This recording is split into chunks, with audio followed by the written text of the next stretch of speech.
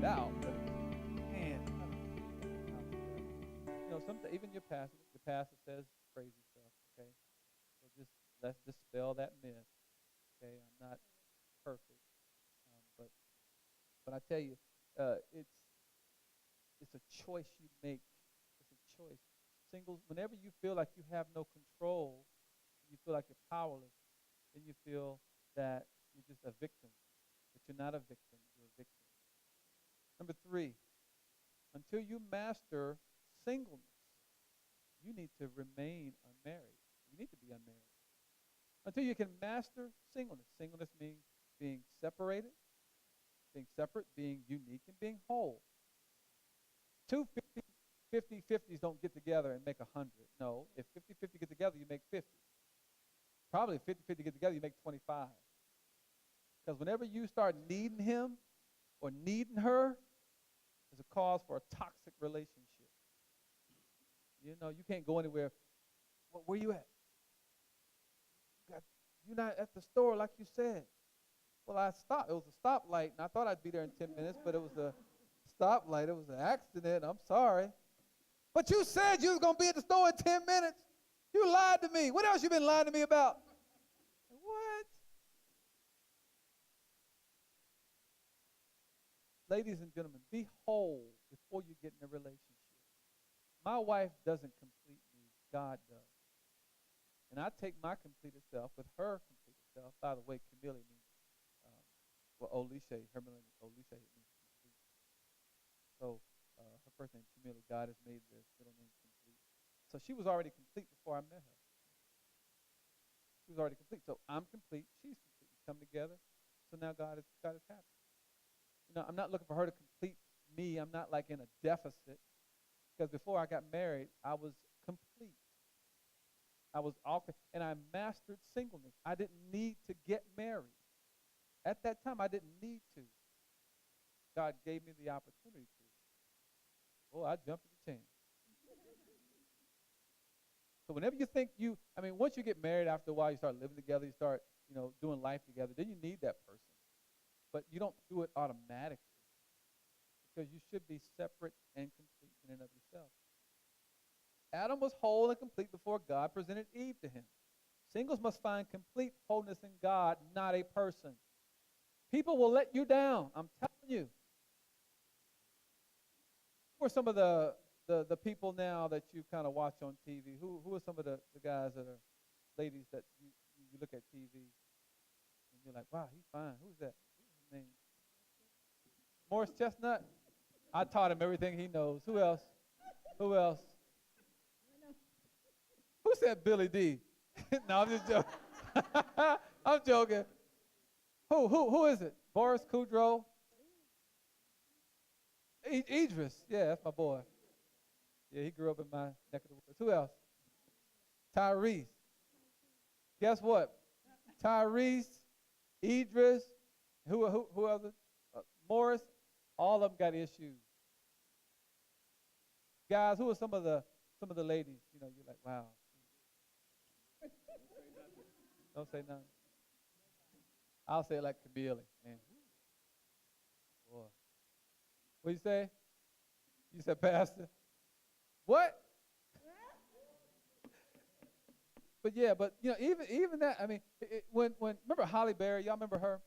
When she was married to David Justice, I was thinking, man, like that's Halle Berry. But you know what? Even these celebrities got issues. It's not always on the outside, y'all. They start having a couple of kids that you gave them, brothers, that you gave them. And then the guy started looking like the Michelin Man. Pillsbury Doughboy. You're like, what's that? You kick him. Like, what? That's part of your doing. Love something that doesn't change. They love God. You're on to something. It's better to remain unmarried until you become single. It's better to remain unmarried until you become separate, unique, and whole. God is really doing some of us a favor because if we got married now, we'd kill somebody. We would. We would. This ain't the person I thought you was. You said you was this and you was that. What? You know, marriage is like, see, marriage is, you make the agreement and then marriage is working it out, working all out the fine print. You know, you read the headlines. Now the fine print is, okay, you're going to leave stuff in the bathroom on the floor. You're going to leave something in the kitchen that's still open, or you're not going to make up your bed, or you're not going to put gas in the car. That's all the fine print. But we fall in love with the headline. Oh, he fine. Oh, she got it going on. Flat out. Whatever, you know. So here's another point, number 4. Singleness is where you learn to love yourself. Amen. If you don't love yourself, it's hard for you to love somebody else.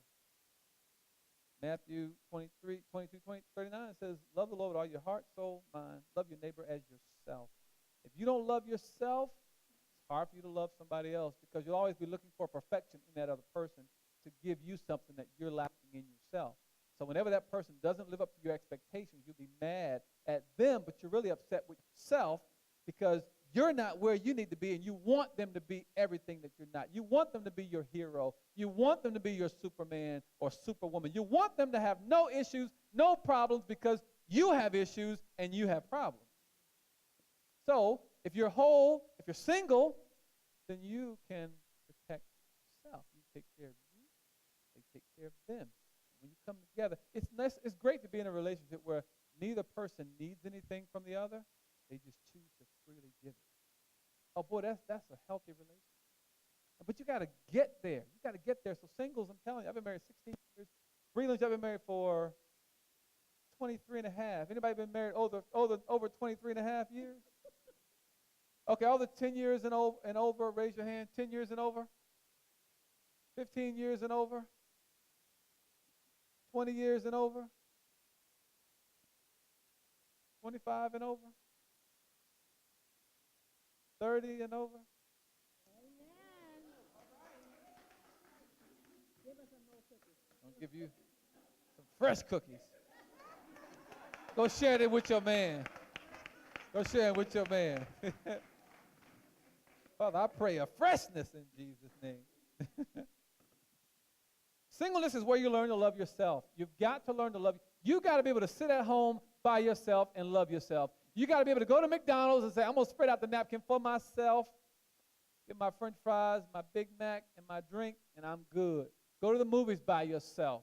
Go out to buy yourself some clothes. Go on trips by yourself, or go out with your friends. Do you. This is your time to do you. Do you, because when you get married, you can't do you no more.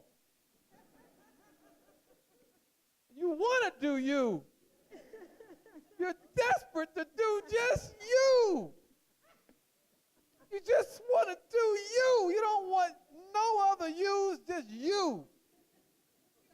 No little yous. No big you, just you.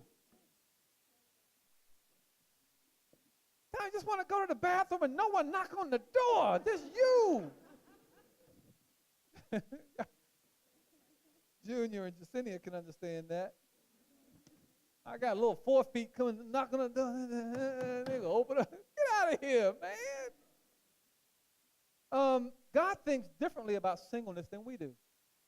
So we've adopted the Western world view. Westerners say, "Oh, you're deficit. You're damaged goods." I believe this: that sometimes when wine is being aged to perfection, it takes a little more time. It takes just a little more time. You're not going down to Joe Canals, okay? You're not going to Roger Wilco. No, you're going to, I don't know where you go. This Sam's Club, they got like alcohol. I mean, the BJ's where I go to, they got like a $2,500 bottle of wine. I'm like, wow. Isaiah 55:8 says, God says, my ways are higher than your ways. My thoughts are higher than your thoughts. As far as the heavens are from the earth. He said, we're not even in the same stratosphere. When you say good, God says good. You and God aren't talking about the same good. You know, when you say I love you, God says I love you. God's love you is a little bit more than your love you. God's an unlimited love you. Last point here, point number 5. Singles are able to focus more on God than married people. Every single in here should have a great, great, great prayer life, study life, missional life. You're out serving, you're out doing things, you're out. You're out. As a single, you should be the first one signing up for everything. When I was single, I was doing everything. Now I can't afford to get out like I want to because I got responsibilities. But a single, see, I got to worry about, okay, the kids. I got to worry about food. I got to worry about, things. When it was just me, I just get up and go. But as a single, maximize this time. Some of you are dreading or hating this period in your life, and you're wasting time. You're wasting time. You don't like your situation. You don't understand what God is doing. You said your clock has been, the alarm's been going off for years. No. God said, I'm perfecting you. I'm doing something in you. And what I'm doing in you, I can't rush. I can't rush. God might be preparing somebody. They got to make that first million before they can get the courage to talk to you. You never know. Singles are more productive and active for Christ. They're more productive and active for Christ. Elijah, Elisha, Shadrach, Meshach, Abednego, Daniel.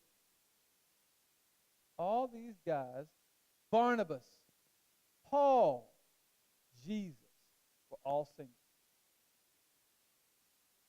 They did more stuff to advance the gospel in their singleness. I'm telling you, singles, you can take this time and be productive. Here's one great thing. Singles have a higher chance being in 100% agreement concerning major decisions all the time. You are always in agreement with yourself. You should be, at least. You arguing, beating yourself up. But as singles, this is the greatest time in your life. It's all depending on what you see. You see, I'm just marking time, and guess what you'll do? Just mark time. I think right now some of you need to start businesses, need to go back to school, get your education. You need to go ahead and start living life instead of waiting for life to kick you around like it's been doing. You need to go ahead, and if you're going to be something, be something. You're going to be serious about it, be about it. Don't stop talking about it. Just do it. Just do it. That's the word for the singles. Just do it. You want to buy that house? Buy the house. You want to get the car? Get the car. You want to travel? Travel. You want to start the ministry? Start the ministry. It's up to you. Next week, I'm going to tell you the 7 things that God gave every single. I want you to be here. I don't want you to miss it. I want you to be here. I'm going to ask my baptism candidates to go ahead and leave. I want you to get prepared. My baptism candidates, I want you to go ahead and get prepared. We're going to end our time of worship in the fellowship hall with a baptism. And these individuals have made a commitment